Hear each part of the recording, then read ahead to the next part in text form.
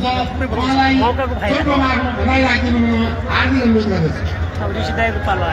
शिक्षक महासङ्घको सडक आन्दोलनमा ऐक्यबद्धता जनाउँदै वरिष्ठ पत्रकार ऋषि धमला हाम्रो माझमा आउनुभएको छ।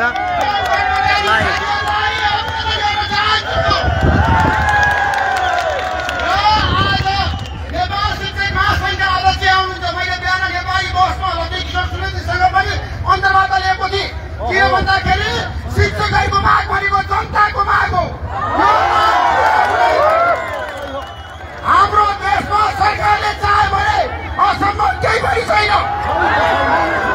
त्यसैले सरकारले 5 वटा अध्यादेश ल्याउनुहुन्छ भने शिक्षकको बारेमा किन अध्यादेश ल्याउने? कार्यवाहक प्रधानमन्त्रीलाई, गृहमन्त्रीलाई, सबै पार्टीका नेताहरूलाई सांसदहरू भन्न चाहन्छु, यहाँ आउनुहोस्, गर्नमा बस्नुहोस्, शिक्षकहरूको माग पूरा गर्नुहोस्।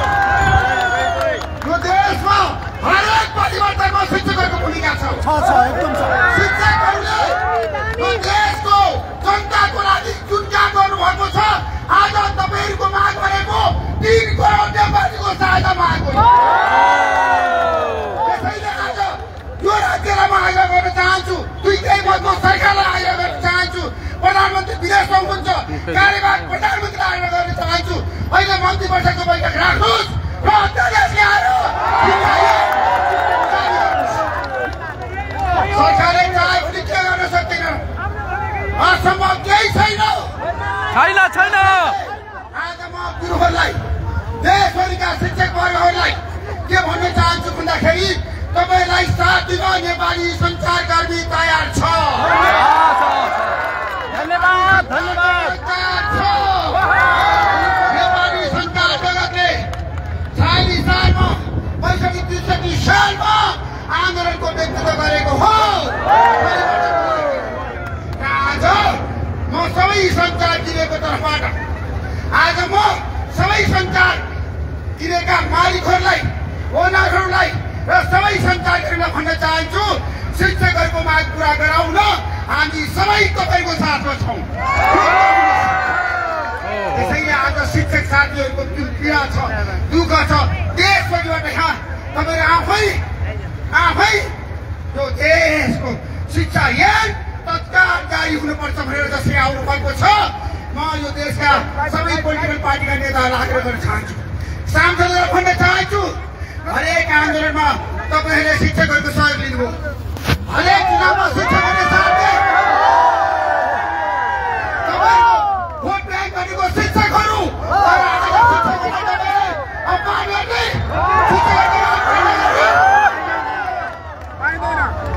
यो कदापि हुँदैन। म सबै क्षेत्रका मान्छेहरूलाई भन्न चाहन्छु, सबै वर्गलाई भन्न चाहन्छु, हाम्रा देशका शिक्षकहरूको माग तुरन्त पुरा हुनुपर्छ, शिक्षा ऐन जारी हुनुपर्छ। आज संसारमा परिवर्तन अवश्य भावी छ। जनता सडकमा आयो भने राज्यले सम्झौता गर्नै पर्छ। तपाईँको माग पनि जायज छ, तपाईँहरूको माग पुरा गर्न अब सरकार तयार हुनुपर्छ। त्यसैले तपाईँ ढुक्क हुनुहोस्, अब तपाईँको माग बाध्यता र सरकारले पुरा गर्नै पर्छ। समस्याको समाधान खोज्ने हो र शिक्षा ऐन आजको आवश्यकता हो। हाम्रो देशमा 2टा व्यवस्था परिवर्तन भयो र बिचमा 3टा व्यवस्था परिवर्तन भयो 40 सालको जनआन्दोलनपछि। काठमाडौँको बृहत सडक आन्दोलन हो पवन सर। अध्यादेश ल्याएर हाम्रो देशमा सबै माग सम्बोधन हुन्छ भने शिक्षकहरूको माग पनि सम्बोधन हुनुपर्छ। जहिले पनि गर्ने पूर्ण गर्दै म शिक्षकहरूलाई अभिनन्दन गर्न चाहन्छु। साक्षी राखेर भन्न चाहन्छु, राज्य समितिलाई आग्रह गर्न चाहन्छु, सबै पोलिटिकल पार्टीलाई सत्ता पक्ष प्रतिपक्षमा भन्न चाहन्छु, लोकतान्त्रिक मूल्य र मान्यतामा हिँडेको सरकारले लोकतान्त्रिक मूल्य र मान्यताको प्रदर्शन गरेर शिक्षकहरूको माग पूरा गर्ने